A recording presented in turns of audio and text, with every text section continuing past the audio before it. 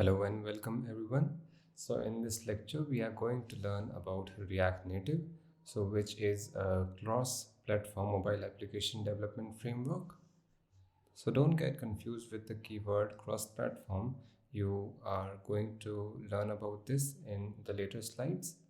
So in this lecture we are going to learn about React Native, that what is definition and purpose of React Native, or what is the history behind React Native, what are some core features, components, what are some benefits and advantages of React Native.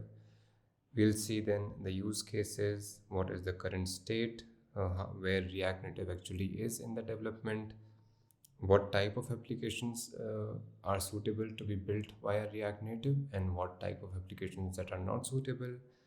Then we'll see what are some limitations or challenges faced by this particular development framework. What is the impact and is there any future on this technology? What are some career opportunities in these technologies and stuff like that.